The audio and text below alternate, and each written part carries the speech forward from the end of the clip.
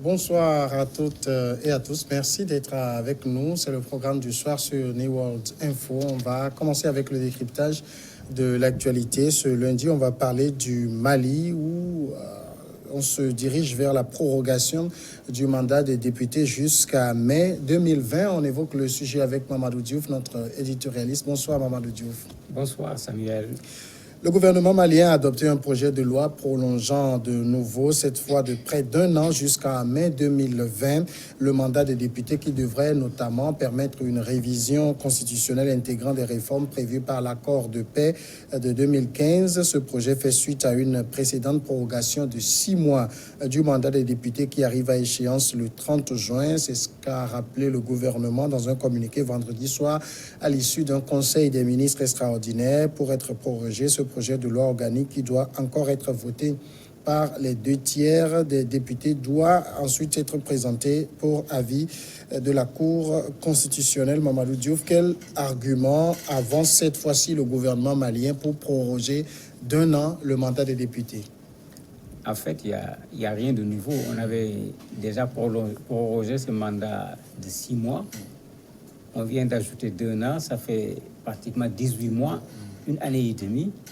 C'est vraiment trop pour quelqu'un qui est dans une république et qui tient à ce que les règles soient respectées. Dans une république, les élections, les mandats, c'est des éléments qui doivent être respectés et ça fait partie des critères qui permettent de dire que dans tel pays, la république, la démocratie est respectée ou pas. Ce qui est curieux, c'est que les arguments donnés par la primature, dans ces arguments, il n'y a pratiquement rien de nouveau. Ils disent il y a la situation sécuritaire, tout le monde connaît la situation sécuritaire. Ils posent un problème de contrainte. Tout le monde sait que le Mali est sous des contraintes depuis fort longtemps. Et le problème qui est posé actuellement, c'était posé aux premières élections quand Ibeka est devenu président de la République. Le débat avait eu lieu, les gens avaient dit non, malgré les contraintes, malgré les conditions d'insécurité, on peut organiser les élections. Le débat est revenu également avec les dernières élections présidentielles où Ibeka a obtenu un second mandat. Et là-bas, il y avait effectivement des problèmes puisque même pendant le vote, les gens ont tenté d'empêcher les populations de voter avec des attentats. Les menaces ont empêché des gens d'aller voter. On s'est retrouvé avec un taux d'abstention de 65%. Pourquoi maintenant poser encore un problème de sécurité alors que les élections qui ont été organisées au Mali ont été organisées dans l'insécurité, ont été organisées avec des Maliens même qui étaient en dehors du territoire à cause des personnes qui étaient réfugiées. Pour moi, ces arguments ne suffisent pas. Le Mali est dans l'insécurité depuis un certain nombre d'années. Ce n'est pas une nouvelle donne. Mais est-ce que pour le gouvernement, cette nouvelle prorogation ne peut pas se justifier aussi par le caractère même de l'élection? Il s'agit de législative et non de présidentielle. Oui, que ce soit des élections législatives ou présidentielles, c'est des élections nationales. Pendant les élections présidentielles, on a vu les candidats s'organiser pour faire le tour du Mali. Ici, les gens ne feront certainement pas le tour du Mali puisque les gens s'inscrivent dans des localités avec des listes de façon générale. Je ne vois pas où va se trouver la différence parce que je dirais plutôt que les terroristes peut-être ne vont pas s'en prendre à celui qui habite avec eux. Puisque dans les législatives, généralement, la personne est de la zone, elle se présente dans la zone où elle habite. Il y a une certaine proximité entre la personne qui veut être élue et les personnes qui vont élire. Pour la présidentielle, ça peut ne pas être du tout le cas. C'est quelqu'un qui peut venir de très loin par rapport à la zone où j'habite. Moi, je me dis que l'effort qui avait été fait pour sécuriser les élections présidentielles, c'est le même effort qui doit être fait pour sécuriser les élections législatives. Maintenant, il faut se poser la question, est-ce qu'il n'y a pas des avis, des raisons que le gouvernement n'a pas voulu avouer qui l'amènent également à vouloir reculer ces élections en se basant sur les conditions de sécurité? Alors, pour des élections qui auraient dû avoir lieu entre novembre et décembre 2018, qu'on a dans un premier temps prolongé de 6 mois le mandat des députés, quel argument le gouvernement avait avancé à l'époque? Est-ce qu'il n'avait pas été fait une bonne lecture de la situation pour savoir que d'ici 6 mois, on aurait ou on n'aurait pas eu d'amélioration? Mais si, c'est pourquoi j'ai dit que la question de la sécurité au Mali, on ne peut pas en parler comme une nouveauté. Puisque tout le monde sait que l'aménagement est là-bas, les Français sont là-bas, les G5 Sahel est là-bas. Donc la question de la sécurité se pose au Mali depuis la question des Touaregs. Jusqu'à présent, ce problème est resté.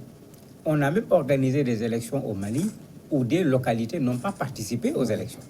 En particulier, certaines localités qui étaient sous la poigne des Touaregs, qui n'étaient pas d'accord à l'époque avec les élections. Donc pour moi, il n'y a pas quelque chose de nouveau en termes de sécurité. Il n'y a pas quelque chose de nouveau en termes de difficultés et de contraintes pour ce qui est de l'organisation des élections. Ce sont des éléments qui ont toujours été là.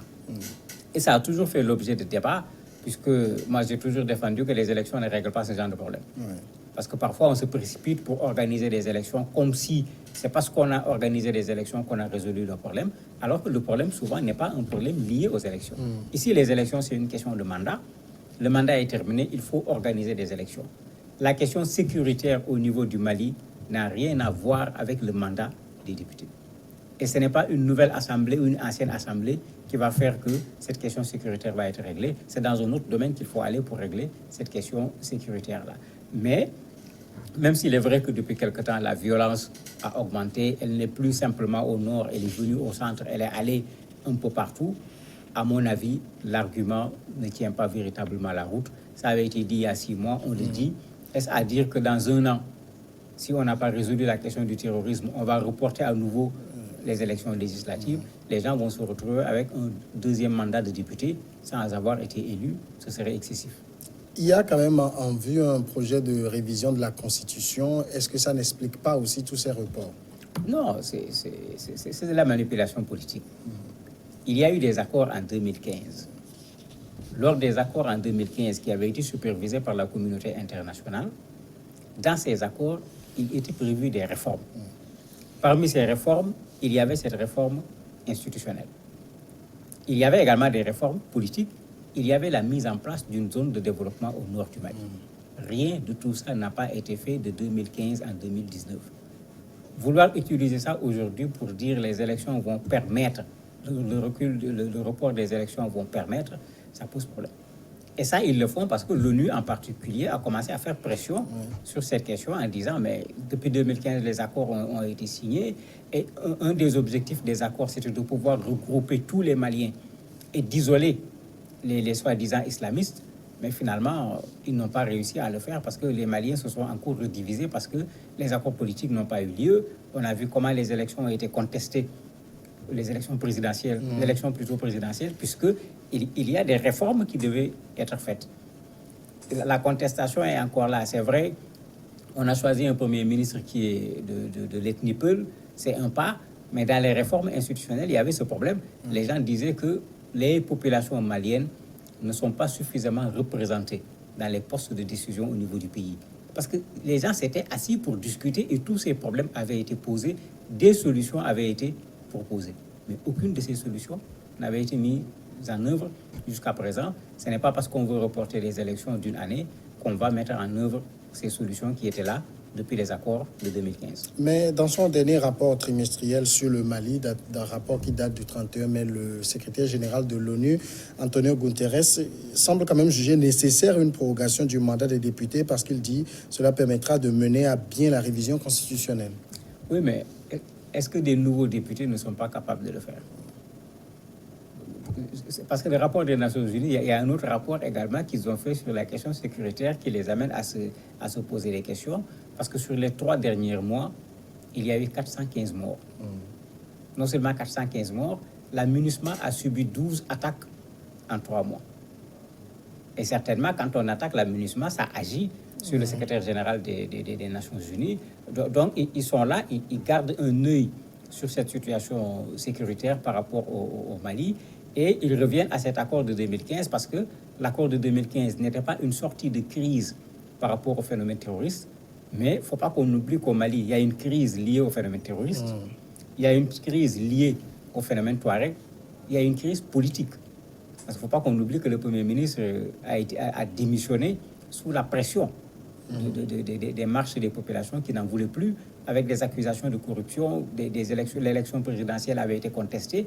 C'est qu'il y a énormément de problèmes au Mali. C'est pourquoi reporter l'élection ne résout pas le problème, organiser les élections ne résout pas le problème, Il faut que les Maliens se décident à s'asseoir et à régler l'ensemble de leurs problèmes. Il ne faut pas qu'on fasse des élections une sorte de baguette magique, qu'ici on l'organise tout de suite, les problèmes sont réglés, ou si on les reporte d'un an, on va régler les problèmes avant d'organiser les élections. Moi, franchement, je n'y crois pas. Le Mali a très mal aujourd'hui. Il faut que les gens aient le courage de faire le bon diagnostic et de choisir le bon remède, parce que ce n'est pas un seul mal, c'est plusieurs maux. Il faut aller dans le sens de s'occuper de chacun de ces maux-là. Alors, la prorogation du mandat des députés qui a été envoyé en projet de loi pour être adopté, je le disais tantôt, doit recueillir le vote de 2 tiers des députés, puis être présenté pour avis de la Cour constitutionnelle. Sur ces deux côtés-là, c'est acquis? À l'Assemblée, c'est certainement acquis, pour 2 raisons. La première raison, c'est que généralement, dans nos tropiques, quand on prolonge le mandat des députés, les députés ne contestent pas. Ils préfèrent en profiter. Ailleurs, certains auraient démissionné pour dire constitutionnellement, moi j'avais un mandat de 4 ans, je n'ajouterai pas un jour. Et ils démissionneraient pour des raisons de principe. Ici, d'un point de vue individuel, beaucoup vont en faire une occasion pour rester encore députés pendant 1 an, surtout s'ils sont sûrs qu'aux prochaines élections, leur réélection n'est pas garantie. L'autre élément, le pouvoir malien, je disais tout à l'heure, est en souffrance avec une crise politique. On a fait démissionner un Premier ministre, les populations ont marché contre le Premier ministre et contre le président de la République, et c'était une marche avec un très grand nombre de populations qui étaient là. Est-ce que cela n'a pas fait peur? Est-ce qu'ils ne se sont pas posé la question, si on organise des élections législatives, est-ce qu'on ne risque pas de perdre la majorité que le RPN, avec les partis alliés, ont au niveau de l'Assemblée, ce qui va mettre le président malien Ibeka dans des conditions extrêmement difficiles, avec une Assemblée qui ne sera pas acquise au président de la République. Ça également, c'est une question qu'il faut se poser.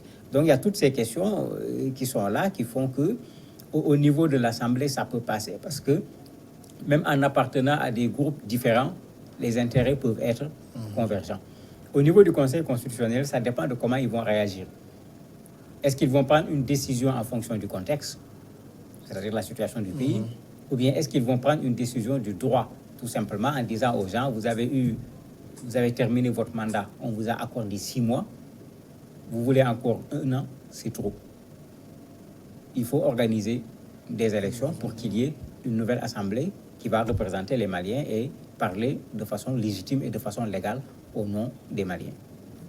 Amadou Diouf, merci d'avoir répondu à nos questions. C'est moi qui vous remercie. Nous allons observer la pause et après, c'est l'invité.